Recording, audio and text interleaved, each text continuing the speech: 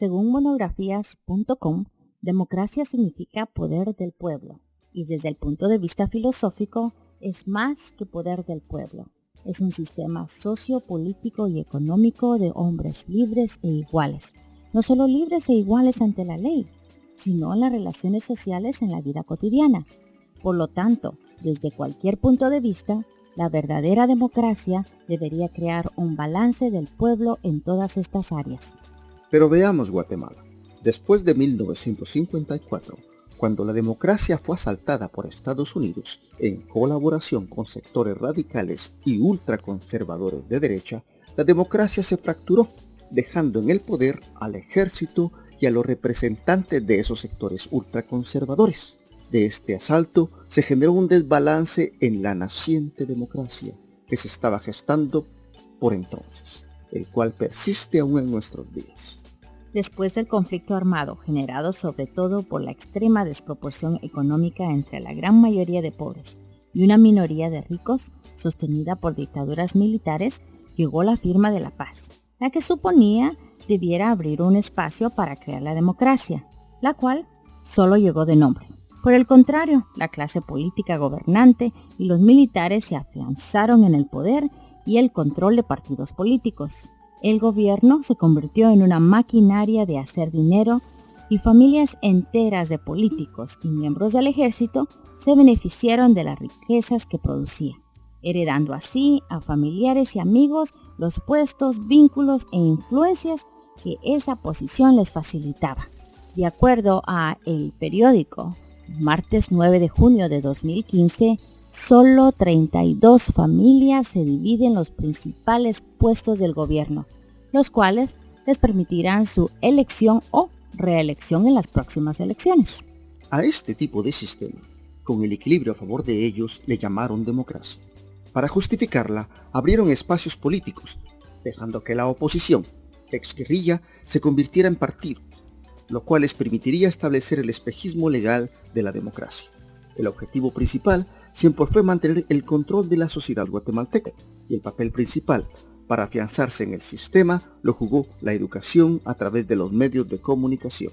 Según latribuna.com.gt, algunos de estos medios de comunicación pertenecen a políticos guatemaltecos, tales como Manuel Valdizón, Eric Archila, Sandra Torres y Alejandro Ciñibaldi. Otros, como Canal 3, 7, 11, 13 y además 11 estaciones de radio encabezadas por Radio Sonora, pertenecen al mexicano Ramiro Ángel González, alias El Fantasma, y quien los controla desde Estados Unidos. Para mantener el equilibrio a su favor, el sistema requiere de subsistemas sociales, políticos y económicos que lo apoyen y lo retroalimenten. La retroalimentación es la parte más esencial que da vida al sistema. Estos son solo algunos de los aparatos obvios que lo retroalimentan. Pero hay algunos de buena intención que a manera de solventar la situación de pobreza de manera inconsciente contribuyen a esa retroalimentación de este tipo de democracia desbalanceada. Aquí tenemos las iglesias, organizaciones, ONGs, asociaciones y otras. La retroalimentación se da al contribuir con el sistema establecido sin cuestionar las injusticias obvias. En este sistema desbalanceado, en que las organizaciones de izquierda se convierten en partidos electorales y con sus pocos recursos no logran tener un papel protagónico con el pueblo. Y sobre todo, al perpetuar sus divisiones, se convierten fácilmente en otra parte de los subsistemas de retroalimentación. De esta forma, los dos polos de este tipo de democracia política están justificados: la izquierda y la derecha. La tensión la heredó el pueblo. De acuerdo con el INE, en el 2015, Guatemala cuenta con 16.176.133 habitantes. Según ENCOBI, de este número, 6 millones viven en condiciones de pobreza, mientras otros 2 millones viven en condiciones de extrema pobreza, o sea, comiendo de la basura.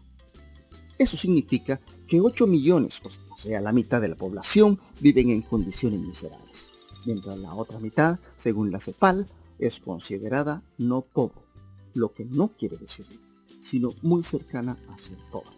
Razón por la que vemos gente durmiendo en la calle, niños trabajando y mendigando, forzados a emigrar, falta de hospitales, escuelas, etc. Estos factores contribuyen, por el otro lado, a la inclinación de la balanza democrática que ellos propusieron.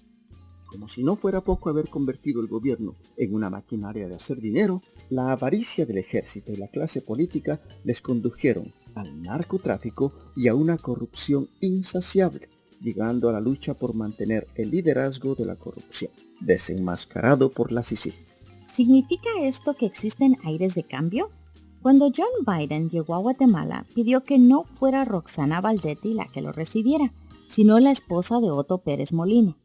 La realidad es que Estados Unidos ya sabía de antemano lo que estaba por venir, debido a las informaciones provistas por Marjorie Dadiana Chacón, la reina del sur, presa en Miami y amiga de la Baldetti, por lo que Estados Unidos se preparaba para dirigir el cambio, una de las razones de la visita de Biden, por lo cual el gobierno estadounidense sale en apoyo a Pérez Molina y propone en conferencia de prensa ayudar con los exámenes polígrafos, que dicho sea de paso, no son aceptados en las Cortes de los Estados Unidos.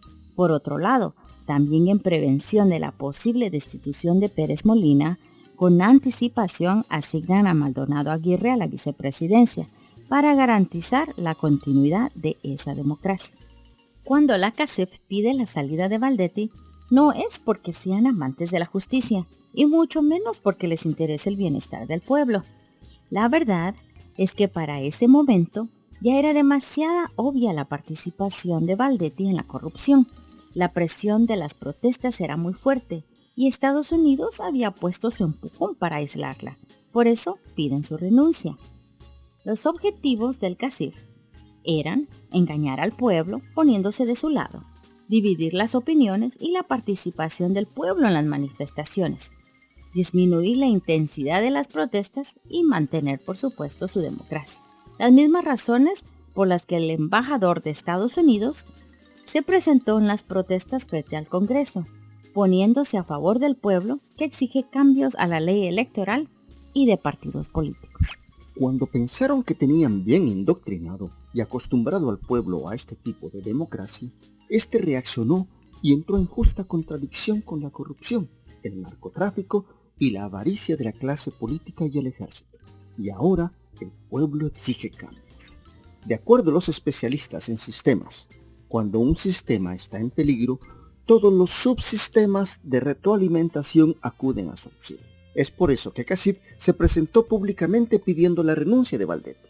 Es por eso que el Congreso gana tiempo con el antejuicio a Otto Pérez Molina e ignora las propuestas de cambio a la ley electoral y de partidos. Y es por eso que Estados Unidos incluso ejerce presión para que se realicen los cambios. Por supuesto, tendrán que ser según su conveniencia para mantener la influencia y con esta el control del país. Los otros subsistemas obvios se reacomodan para reforzar el estatus de esta democracia. Para eso están. Defenderlo es su naturaleza. Pero el verdadero peligro para que los cambios a la auténtica democracia no se realicen es el propio pueblo. Aunque el pueblo sea el que más quiere y necesita esos cambios, también puede ser su propio enemigo. ¿Por qué? El indoctrinamiento y el terror a que fue sometido, la costumbre a vivir con políticos corruptos, la normalización que esa costumbre creó en el diario vivir y sobre todo el temor a lo desconocido.